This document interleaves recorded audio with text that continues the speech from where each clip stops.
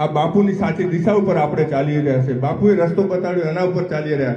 એટલે આપ સૌએ આ રસ્તા ઉપર ચાલવાનું બંધારણ સદાનંદ બાપુની સાક્ષી નક્કી કર્યું, ઓગણ બાપાની સ્થળે ઉપર નક્કી થયું. એટલે આપણે બધાને પાલન તો કરવું પડશે ને કરાવવું પડશે. એટલે આપ સૌએ શાંતિ જાળવા અપીલ કરું છું. આગેવાનો થોડી જ વારમાં આપણી વસ્તુ ઉપસ્થિત થવાના છે, પણ હવે શિક્ષણની વાત કહું કે આ ઉલ્લંઘન ના થાય ને સાચી દિશા મળે. એટલે આપણી દીકરા દીકરીઓને ભણાવવાનું ચાલુ કરો, નહીતર આ ડીજેના નાચવામાં ગાવામાં આપણે કાલે નિવેદન હતું સાહેબનું કે દુનિયા આકાશમાં પહોંચી, ચંદ્ર ઉપર પહોંચી અને આપણે હજી ડીજે માટેથી લડીએ રહ્યા. તમે વિચાર કરો. એટલે આપણે દુનિયાની હરોળમાં ચાલુ હશે, વિશ્વની હરોળમાં ચાલુ હશે, આ કોમ્પ્યુટર અને ટેકનોલોજીના જમાના સાથે આંખથી આંખ મિલાઈને ચાલુ હશે, તો શિક્ષણ જ એક રસ્તો છે આ સમાજનો. એટલે શિક્ષણ જ વધારો, આપણી દીકરીઓને વધારો.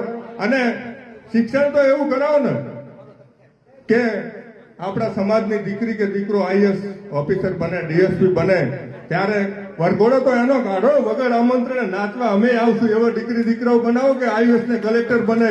સાહેબ આ રાજકીય આગેવાનો નાચવા આવશે તમારા દીકરી દીકરાઓના વરઘોડામાં કે આઈએસ કે કલેક્ટર બને, એવા દીકરા દીકરીઓ તૈયાર કરો જેથી કરીને સમાજને સાચી દિશા